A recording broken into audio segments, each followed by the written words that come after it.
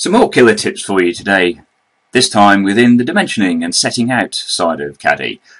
Often in projects we find that poor setting out information can lead to problems further down the line. Well, we'll examine here how we can provide that information using some of the tools within Caddie.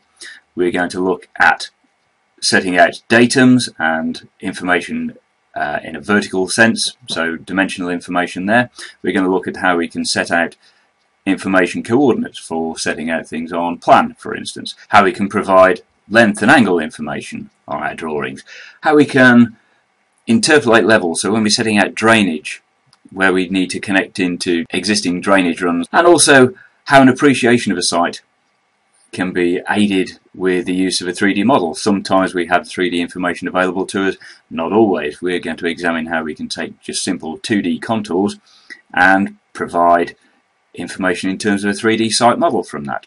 First off though, we're going to start with our vertical dimensioning. So within the Caddie application, the main Caddie application, so where we have all our lines, curves, transformations, text and so on, we'll find dimensions, and we see datum set. Now as we call that tool there, we see that dimension datum group 1, NB, so note well, dimension text parameters will be used. What this is telling us is that we need to set our text parameters from dimensions, so things like precision, so how many decimals do we want and so on. So this is where the settings are derived from. When we go to the dimension set, we can choose colours for our datum symbols, we can choose the height and the width of the symbol itself, we can choose our units, so the units we want in there, and the height. So if we have a reference height, we can set that. I'm just going to set it to 0 in this particular case, and then we'll just zoom in on here, and if we were setting ourselves using finished floor level, for instance, we could pick on that. I could choose my polar snap, so if I'm just snapping through there and just dropping my datum there.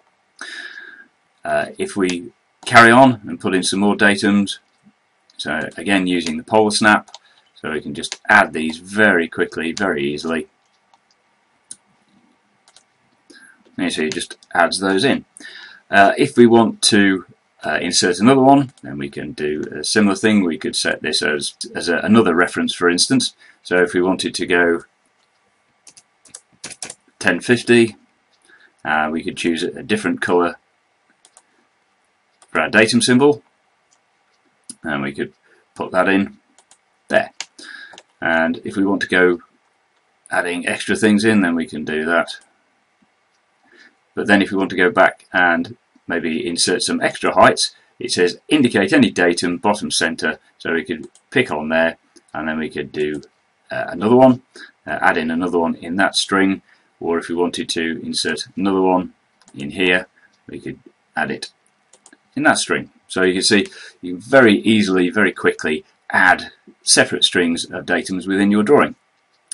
We also have the edit datum facility here, so we can edit a datum, the new datum height, so picking on there, that's set at 0 at the moment. If we were to make that a meter, okay, that you see that all of the datums in that group will update. So very quick way to add datums to your drawings. Now we'll focus our attention on the survey application within Caddie. If you haven't entered into the survey application as yet, then simply right click over one of the bars on the left hand side of the menu there, go to load application, and you get a list of the applications you can load. The Caddie survey tools are here, so we have 1 and 2. In survey 1 we have the setting of the survey mode, so we can enable the survey mode. We can say what the settings are for the survey, which hemisphere we're in, X and Y, or eastings and northings, for instance, as we want to use, and we can pick an origin on the drawing. So if we just examine here where our datum point is going to be, we can see we have the ability just to snap in on there, and it will track that particular point, and it will reference that as our datum. So we've got eastings and northings, which I've just taken as an approximation for the location of the offices in the UK, and you'll see that we've also got the 36-degree rotation in there too. And just picking on that, you can see we can either look at the rotation angle that we have in there or do a measurement. So just to simplify the drawing a little, we'll go to the layering and display and layer display here. Let's bring that back in board and we'll choose the site. So that's just trimming down the site layers a little bit to give us a little bit more clarity. And then we'll go for our coordinate text. So we can just add the coordinate text on there. We can write it to the drawing, or we can display it both in a dialogue or actually there on the command line, or we're going to write it, in this case, multiple lines. We can include a Z value, but this is just a flat 2D drawing, and so we'll just stick with our X and Y values here. And there you see you have the number of decimals too. So OK that, and if I just zoom in and there, and we're entering the eastings and northings on our drawing. The parameters here, incidentally, are taken from the text sizing. So if we come down to our text menu and we have our text set, so these are the heights that we're actually using here. So back in our survey app, adding more points on there, writing to the screen. It's really just picking around the points that we wish on our drawing. Very quick, very simple, taking into account the rotation and the reference datum, the reference point that we're setting out from. Next, we're going to take a look at the border tool. So this will allow us to dimension the length of the lines and the angle as well, again with respect to our setting out. So we can have no writing of the angular dimension or the length dimension, degrees, minutes, seconds, degrees, or we just have a simple yes there. And the decimals that we're going to work with, so 0, 1, 2, depending on the units you're working in, of course, that will pick whichever is appropriate for you. So OK that. Actually, before we get started, it's important to note that if you have a polyline around the border, you will need to explode that to lines because we want the individual lines here rather than just the segments. So right click and explode that if you haven't already just got simple lines. So back with our border, we can now just pick the line, we can trace in the direction we want, and you'll see that as it tracks around that, joining itself up at the end, it will enter in all of the details for the length and the angle for the particular boundaries of our site.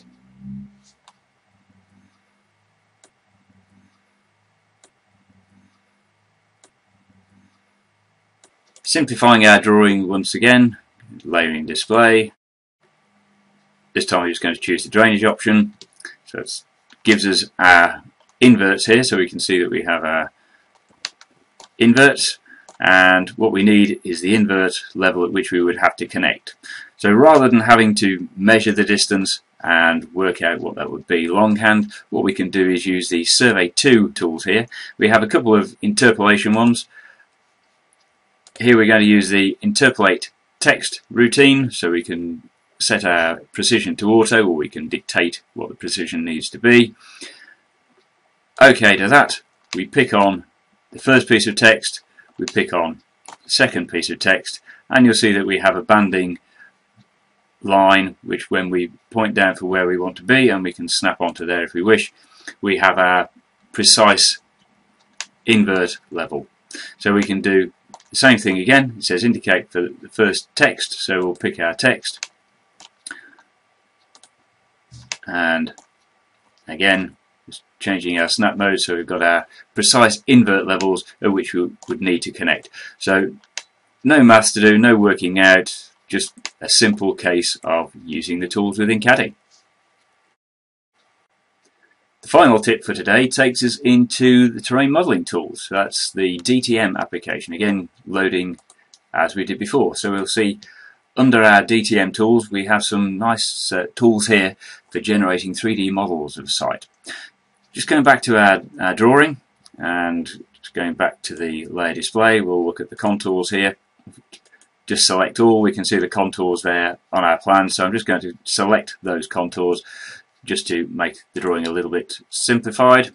So it's giving me a warning that we're actually not on an active layer that's going to be shown, so I'll just change that there. But we see we have levels listed with bits of text. So these are bits of M text. We have our polylines for our contours. Incidentally, if you don't have a polyline, you only have lines, that can very quickly be remedied. So if we just explode that, you'll see that this is all individual lines now. If we wish to make that back into a polyline, there are tools within the selection and so on, but we can just pick our line there. So we'll just select just the lines, so filtering down, drilling down on the object properties, right click, and then make polyline. So we've got ourselves a polyline there. And if we now use the 2D contour and auto, we can do the scope there. It says what's the search radius? Well, we're pretty close. 10 is we're working in meters here, so if I say 2, and then we look at our drawing in 3 dimensions, we can see that we've actually, or Caddie has actually raised those up forward. We'll just do a regen on there. We can see that it's actually raised them up. So we can either use the shift key and the left click button on the mouse, or the middle key to rock it. Or if you go to 3D views, you also have the constrained orbit there, so you can just manipulate it in that way with enter or escape, giving us the fixing of the view. If we want to go back to top view, back onto top. So now we have that. Of course, if we want to turn that into a 3D model, we'll need to do a little bit more work on it, and we have the ability within Caddie's tools to do that too. So here we can use the contours to points tool for drawing those points automatically all along the contours. We can export those to a file if we want. We're going to just do a rectangle here. We can say the minimum distance, so it'll be 1 meter in this case. We'll just zoom back a little here, drag our rectangle around. It tells us that 10 contours, 179 points, 179 points. Do I wish to continue? Yes, I do. So there are all my points. And having got my points, of course, the next thing to do is to triangulate those. So we're going to just drag our rectangle, selection rectangle over, and we can see that it's joined all of those points up to create a triangular irregular network. So there we are. So we have our 3D surface, which we can then section as we wish. Going back to top view, we could maybe then produce our site sections, for instance, taking a section through, right click, option end, write the text heights on there if we wish. So it's telling us the reference level is 105, so we put in a reference of, say, 100. And there we are. There is our site section through. And just examining our text, that's maybe a little tool for our section there, so we could update that section and just choose to update the heights or any of the other options within the dialog there. So that gives us a text which is much more suitable for our site section. So there we are, some very quick tips, 5 killer tips on how to make setting out and dimensioning much easier with Caddie. Keep watching for more tips.